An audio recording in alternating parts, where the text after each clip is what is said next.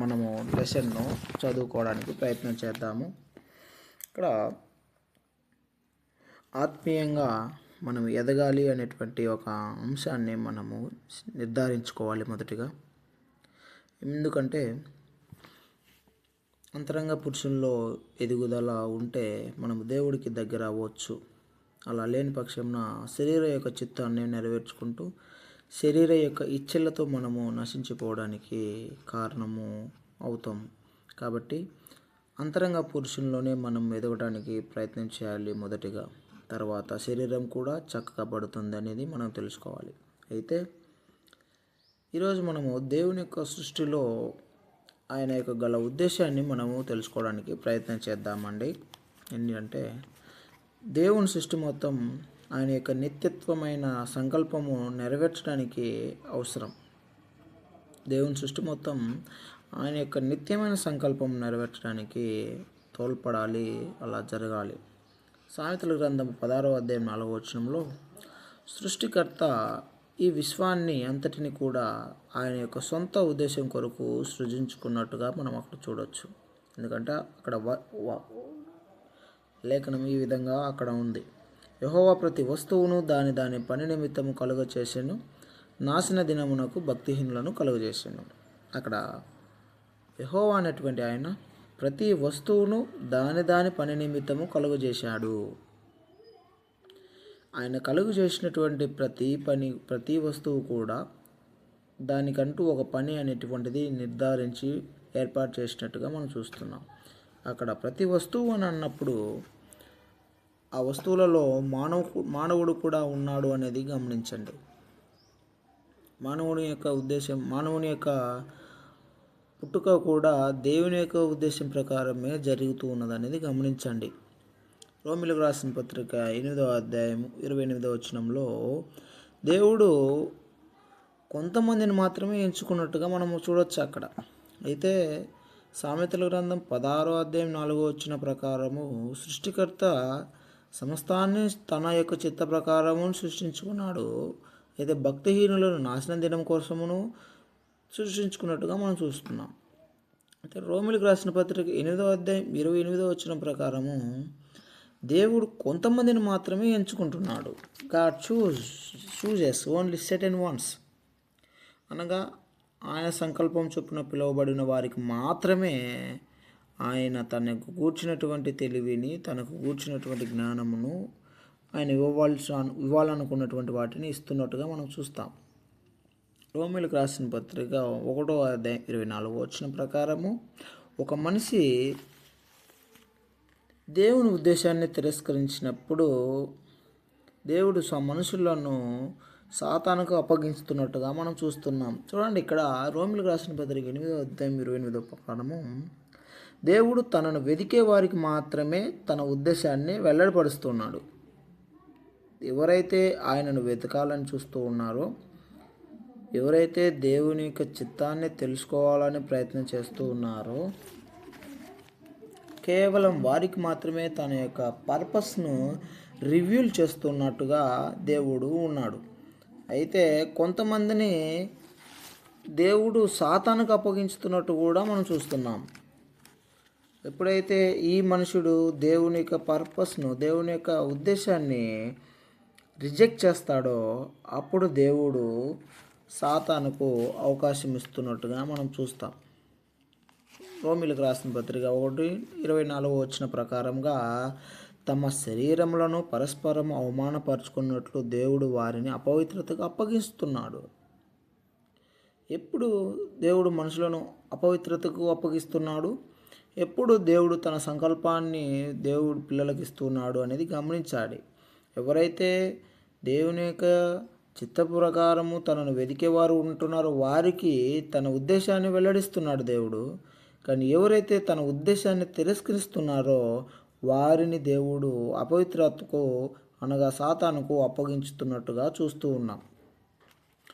2వ తిమోతి పత్రిక 2వ అధ్యాయము 25-26 వచనం ప్రకారము దేవుడు మారు మనసు ఇచ్చినప్పుడు మనుషులు ఎవరి నుండి తమను తాము తిరిగి పొందుకుంటారు? చూడండి, ఇక్కడ ఏం చెప్తున్నాడో, when God gives repentance who do men recover themselves from? ఎవరు దేవుడు ఒకవేళ మారుమనసు ఇస్తే అతడు ఎవరి దగ్గర నుండి తప్పించుకుంటాడు? సాతాను ఒక ఆత్మను బంధించడానికి ఎప్పుడు అనుమతి పొందుతున్నాడు? ఇక్కడ గమనించండి. దేవుడు మారు మనసు ఇస్తున్నప్పుడు మనుషులు ఎవరి నుండి తమను తాము తిరిగి పొందుకుంటున్నారు అని అంటే సాతాను దగ్గర నుండి.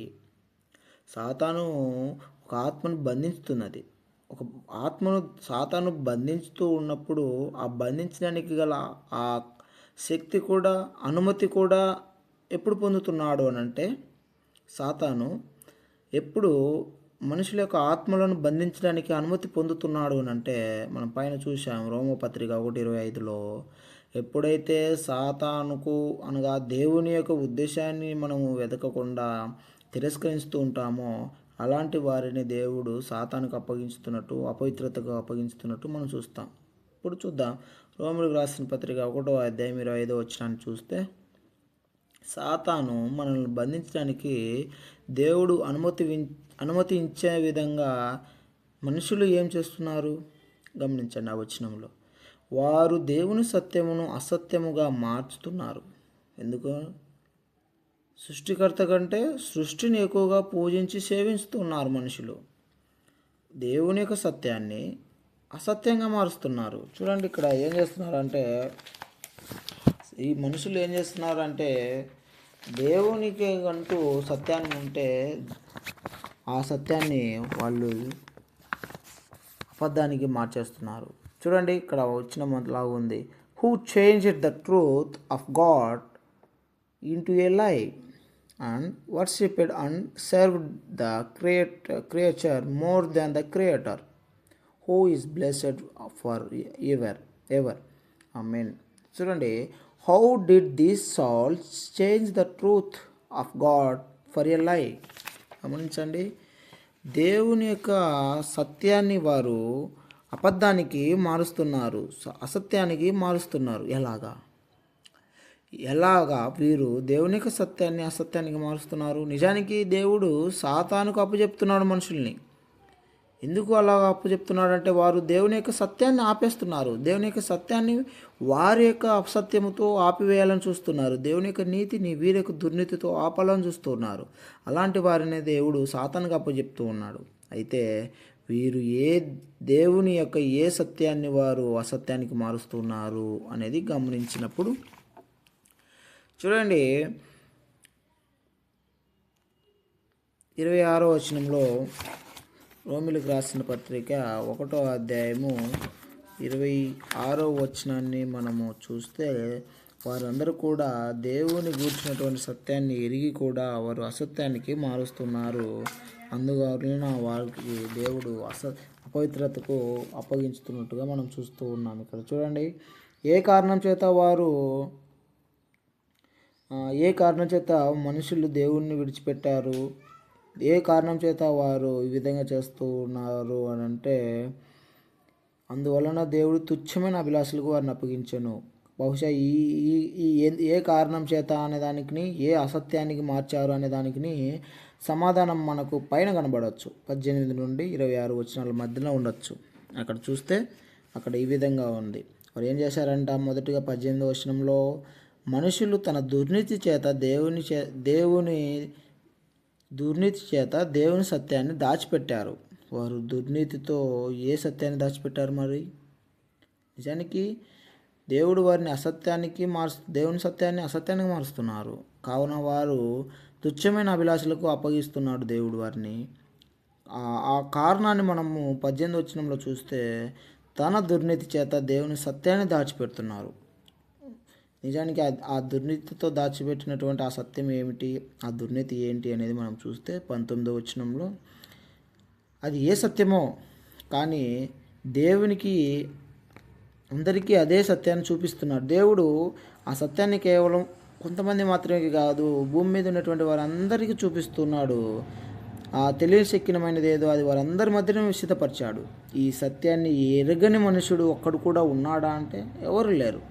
అందరూ కూడా దేవుని గూర్చినటువంటి సత్యాన్ని ఎరిగారు. నిజానికి ఆ సత్యం ఏంటి?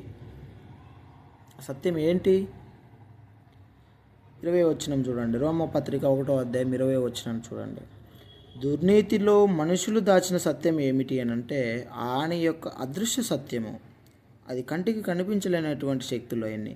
చూడండి అక్కడ ఏమన్నదంటే ఆయన అదృశ్య లక్షణములు అనగా నిత్యశక్తియు దేవత్వమును, ఈ రెండిటిని దేవుడు మనుషులందరి దగ్గర రివీల్ చేశాడు, మనుషులందరికీ కూడా కనబరిచాడు ఆ సత్యాన్ని.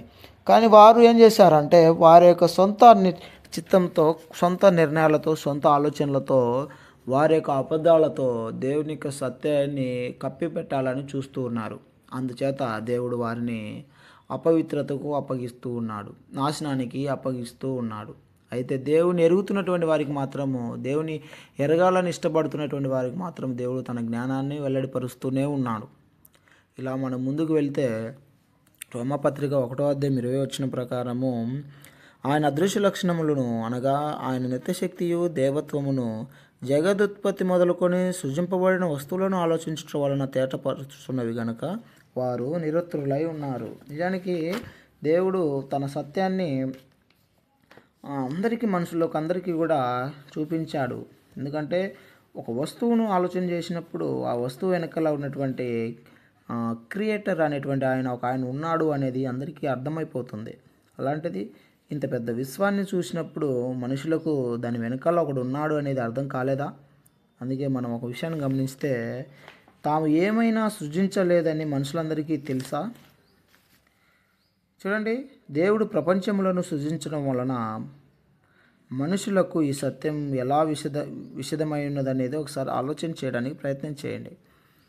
దేవుడు ఈ భూమిలను, ఈ ప్రపంచాలను, ఈ విశ్వాన్ని సృజించడం ద్వారా మనుషులకు దేవుని కూర్చున్నటువంటి సత్యం ఎలా తెలిసింది అంటే అప్పుడు మనం ఆలోచన చేయాలి.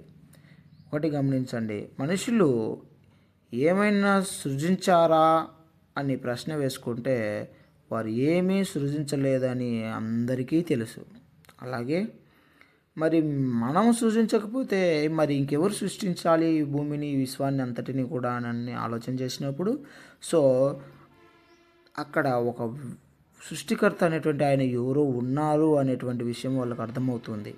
సో వారు సృజించలేదు, కానీ సృజించడానికి ఎవరో ఒకరు ఉండి ఉండాలి, ఆ సృష్టికర్త ఒకడు ఉన్నాడు అనేది అర్థమవుతుంది కదా. అలాగా ఆ సృష్టికర్తకు చాలా తెలివైన వాడుగా ఉంటున్నాడు అనేది కూడా అర్థమవుతుంది మనుషులకు. ఎందుకంటే సాధారణమైనటువంటి మెజర్మెంట్స్తో ఒక ఇల్లుని కట్టాలంటేనే చాలా నైపుణ్యత కలిగినటువంటి వ్యక్తి చేత మనం ఆలోచించుకొని ఇంజనీరింగ్ చేత ఇల్లును కట్టించుకోవడానికి ప్రయత్నం చేస్తాం. అలాంటిది ఒక పెద్ద విశ్వాన్ని, ఇంత గొప్ప విశ్వాన్ని, ఇంతలో ఉన్నటువంటి మనుషులను, ఇంతలో ఉన్నటువంటి సమస్తమును నిర్మించాలి, సృష్టించాలి, నడిపించాలి అని అంటే ఆ సృష్టికర్త మరి ఇంకా సామాన్యమైనటువంటి తెలివై ఉంటుందా అండి? అలా ఆలోచన చేసుకుంటే ఆ సృష్టికర్త చాలా తెలివైన వాడని మనుషులకు అందరికీ తెలుసు. అలాగే జ్ఞానవంతులైన మనుషులు సమయాన్ని వృధా చేయరని కూడా మనుషులకు తెలుసు. నిజానికి జ్ఞానవంతులమైతే వృధా చేసుకోకూడదు. మనం ఆ తెలివిని మనం ఆలోచన చేయాలి, దాని వెనకాల ఉన్నటువంటి ఉద్దేశాన్ని మనం తెలుసుకోవాలి. ఇలా మనం ఆలోచన చేసుకుంటే సృష్టికర్త తాను ఉన్నాడని మనుషులకు అందరికీ కూడా చెప్పుకుంటూనే ఉన్నాడు. అలాగా మనం ముందుకు వెళ్ళినట్లయితే దేవుడు మనుషులందరినీ తన ఉద్దేశంను నెరవేర్చుకున్నట్టుకు సృష్టించుకుంటున్నాడా? మరి గమనించండి, దేవుడు మనుషులందరినీ తన ఉద్దేశంను నెరవేర్చుకున్నట్టుకు సృష్టించుకుంటున్నాడా? సృష్టికర్తకు తన సృష్టి మొత్తం మీద నిత్యమైన సంకల్పం ఉంటున్నదా? ఆలోచన చేయాలి. నిజానికి సృష్టికర్త అనేటువంటి ఒక ఆయన ఉన్నాడు, ఆయన సర్వాన్ని సృష్టించాడు, ఆయన ద్వారా చెల్లించుతున్నాం మనము అనే విషయము మనుషులకు అందరికీ తేటగా తెలుసు. అయితే ఆ సృష్టికర్తకు తన సృష్టి మొత్తం మీద ఏదైనా ఒక సంకల్పం ఉండే ఉంటుందా? ఆలోచన చేయండి. సామెతల గ్రంథంలో చూసాం, మనం ఏం చూసామంటే దేవుడు భూమి మీద సృష్టించిన ప్రతి వస్తువు కూడా దాని పని నిమిత్తమే సృష్టించాడు. ఎందుకు ఆయన భూమి మీద మనుషులను కానీ సమస్తాన్ని కానీ ఉంచాడు అని అంటే ఆయన ప్రతి దాని మీద ఒక సంకల్పాన్ని పెట్టుకొని ఉన్నాడు, ప్రతి దాన్ని కూడా ఒక్కొక్క ఉద్దేశ ప్రకారం చేసుకొని ఉన్నాడు. చూడండి, దేవునికి ఒక సంకల్పం ఉంది. సమస్తం మీద. యెషయా గ్రంథం 43వ అధ్యాయము 13వ వచనంలో చూస్తే దేవుడు తన ఉద్దేశాన్ని నెరవేర్చుకోకుండా ఆయనను ఎవరైనా ఆపగలరా? గమనించండి. ఆయన అక్కడ ఏమంటున్నాడంటే, నేను కార్యము చేయగా త్రిప్పివేయవాడు ఎవడు అని అంటున్నాడు.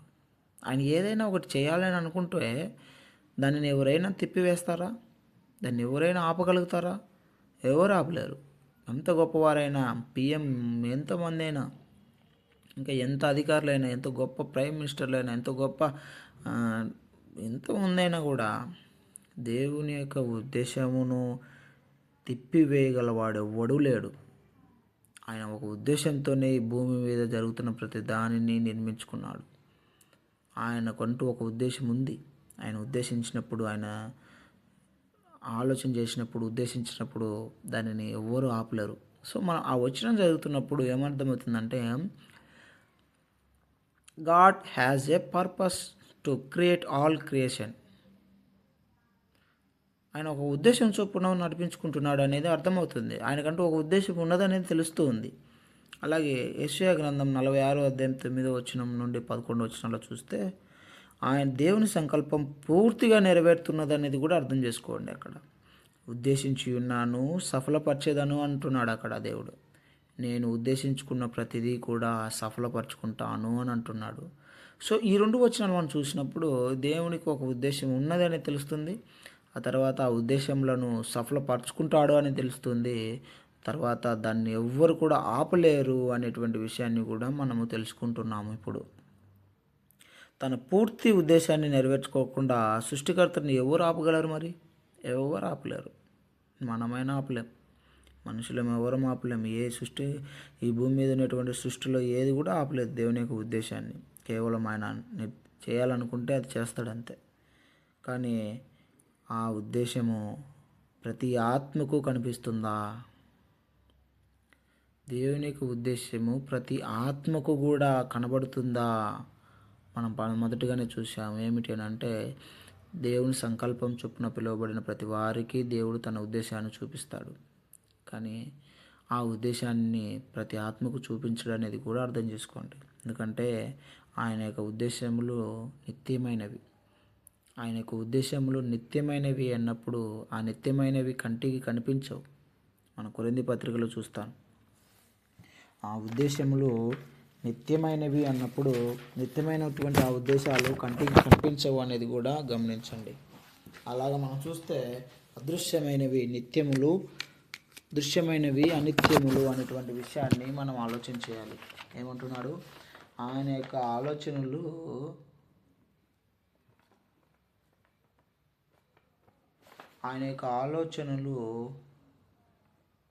నిత్యమైనవి అండి. ఆయన ఉద్దేశములు కూడా నిత్యమైనవి అనేటువంటిది మనం తెలుసుకోవాలి. ఆ నిత్యమైనటువంటి ఉద్దేశములు కంటికి కనిపించవు. దేవుడు మనిషిని తన స్వరూపంలో సృజించుకున్నాడు. మనిషిని తన స్వరూపంలో సృష్టించుకున్నాడు అని అంటే దాని అర్థము, శరీరం ఉంటున్నదా మనిషికి? దేవుడికి శరీరం ఉంటున్నదా? దేవుడికి కళ్ళు, ముక్కు, కాలు, చెయ్యి ఉంటున్నదా?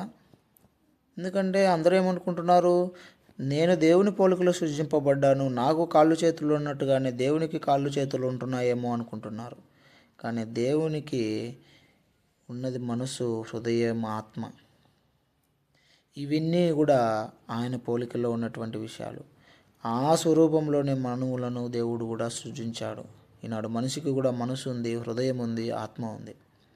ఈ భూమిపై శాశ్వతమైనది దేవుడు తన స్వరూపంలో చేసిన మానవుడు మాత్రమే అనేది గమనించండి. ఆయన ఉద్దేశములు చాలా శాశ్వతమైనవి, నిత్యమైనవి. అవి కంటికి కనిపించవు. ఆ కంటికి కనిపించలేనివి, ఆ శాశ్వతమైనటువంటి, ఆ నిత్యములైనటువంటి వాటిని మానవునికి ఇచ్చాడు. ఈ మానవుడు చాలా గొప్పవాడు అనేటువంటి విషయాలను గమనించండి. దేవుని స్వరూపం శాశ్వతం, అలాగే మానవుని యొక్క స్వరూపం కూడా శాశ్వతం. ఎందుకంటే మానవునికి ఆత్మ ఎప్పటికీ నిలిచిపోయేదివే. ఇలాగా మనం దేవుని గురించి ఆలోచన చేస్తే దేవుని యొక్క ఉద్దేశం నెరవేర్చడానికి మానవుడు తొలిగా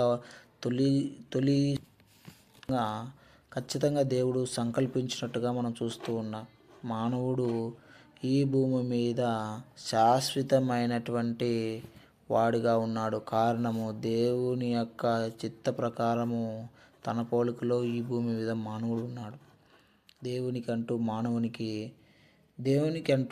మానవు మీద ఒక ఉద్దేశం ఉన్నదనేది గమనించండి. ఆ ఉద్దేశమును అవన్నీ ఏమిటి అనేది మరొకసారి మరొక పాఠంలో మనం